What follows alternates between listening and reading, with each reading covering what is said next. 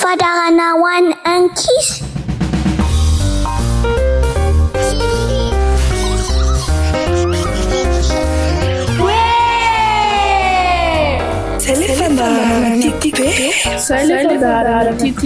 Ianarana soratra masina. Izaratra bako fa Ilay atamata. Ilay Andriamanitra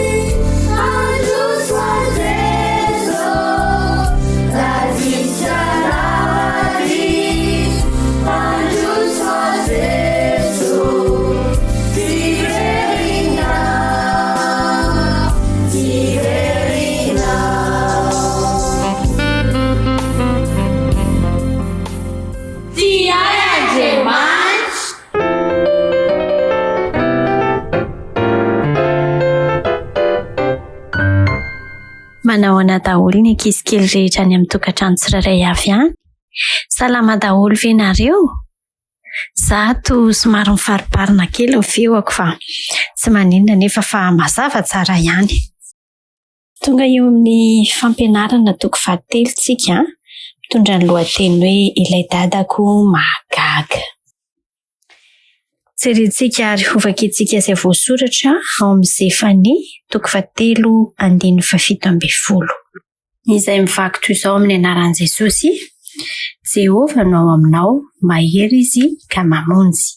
Iravoravo anao amin'ny fifaliana izy, hosondriana amin'ny fitiavana izy, hifaly anao amin'ny fiompiana izy.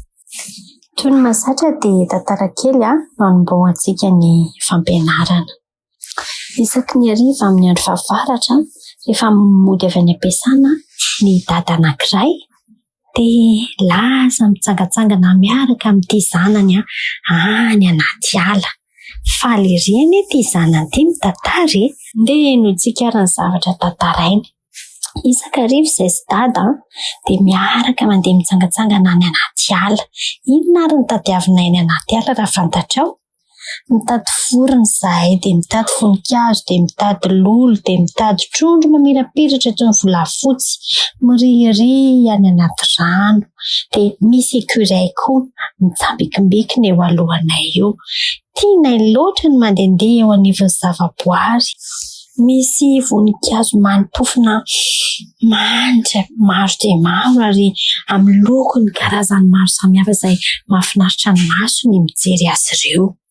Fantatro fa tena tia ny dadako manokana fotoana ho ahy izy miaraka mandehandeha mampianatra ny zavatra izay mbola tsy fantatro momba ireo karazana biby, miaraka mimeme manao antsika misangisangy mahatsikaiky anie izany rehetrarehetra izany ary miaino ahy ihany koa izy. Mitantara aminy ny zavatra rehetra izay nataoko tany am-pianarana, ny kilalao, ny fianarana, ny zavatra maro be izay nandalovako nandritry ny andro. Dia toy izany ihany koa dada mitantara amiko ny zavatra nataony nandritry ny andro.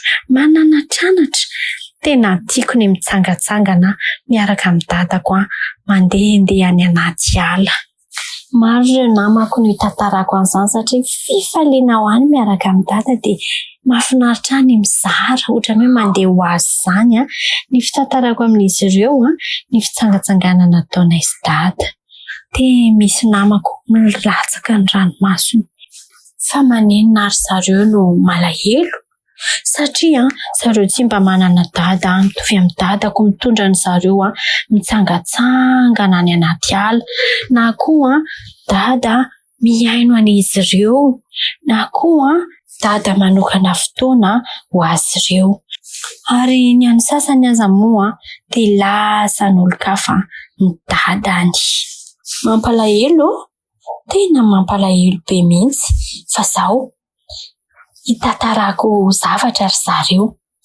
Inonareo ange nareo koa ny manana dady, Andriamanitra ny antsoina azy sady izy tsy mba hoe rehefa fahavaratra fotsiny na avy miasa vao miaraka aminao fa afaka miaraka aminao izy na aiza n'aiza misy anao.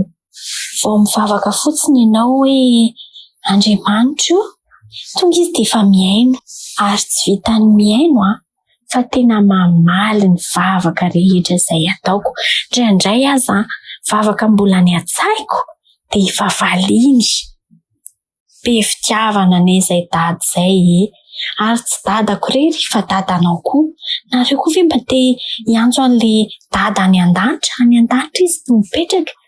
Avy hatrany dia eny moa ny valin'ny fanontaniana napetraka tamin'ireto namako reto.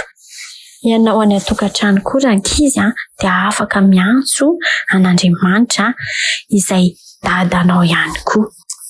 Rehefa tavela ho irery ny mpaminany Ilay ka nitady handositra ny fahatezeran'ny mpanjaka Ahaba dia faly satria Andriamanitra rainy izay ny an-danitra mihitsy no nikarakara azy.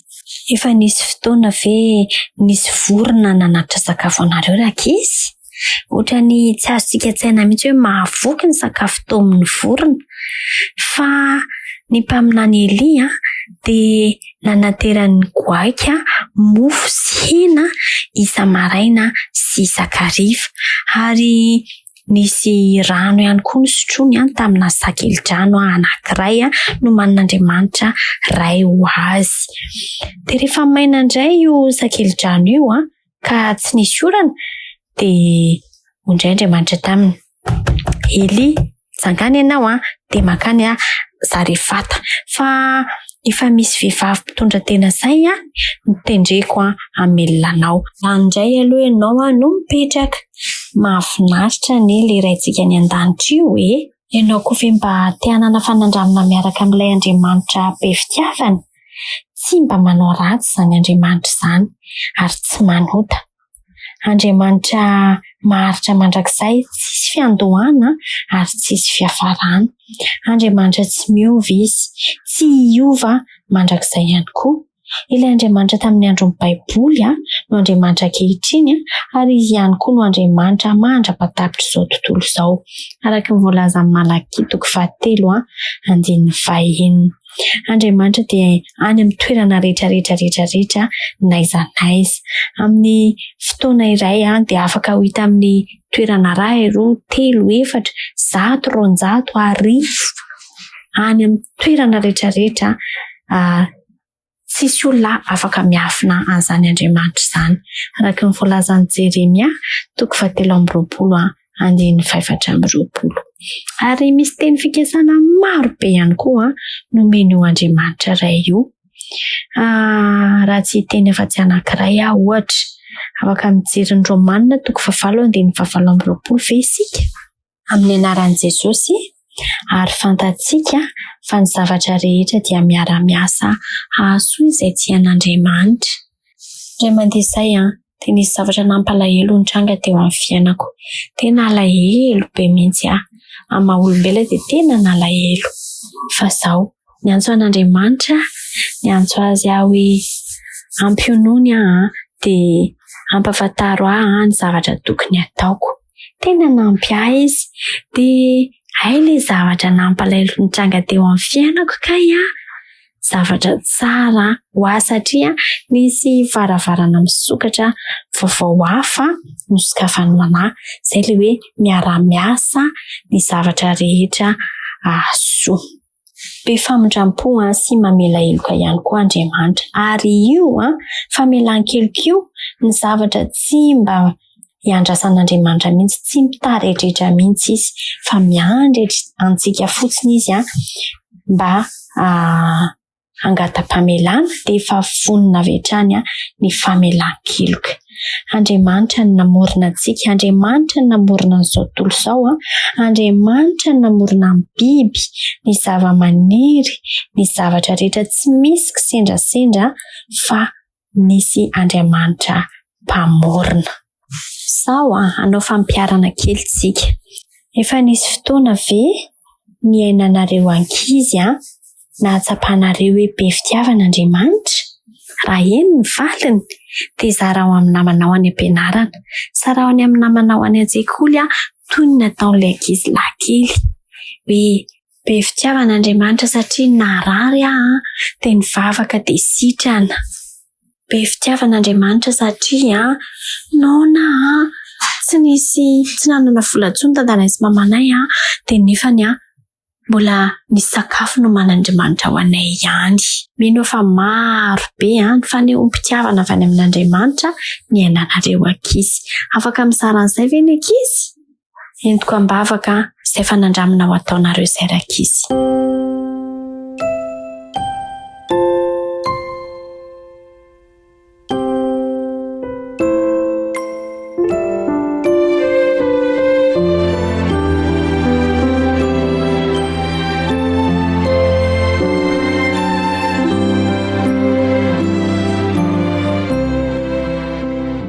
Andriamanitra, misaotra anao zahay noho ny amin'ny lesona izay nomenao anay indray. Mamelany elokay ankizy rehetra mamondrafo aminay. Engany Andriamanitra mba ahatsapa ny fitiavana lehibe izay omenao anay ankizy izahay ankizy sady mba ahezara izany ihany koa amin'ny namanay. Amin'ny anaran'i Jesosy. Amen.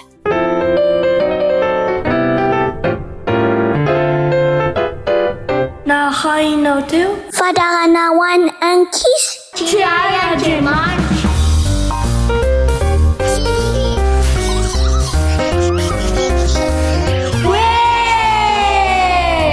Zay le fandaharana tiaty be. Ianarana soratra masina. Izay tsapako fa Ilay Andriamanitra. Tiay Andriamanitra. Tiay Andriamanitra. Tiay Andriamanitra. Tiay Andriamanitra. Tiay Andriamanitra. Tiay Andriamanitra.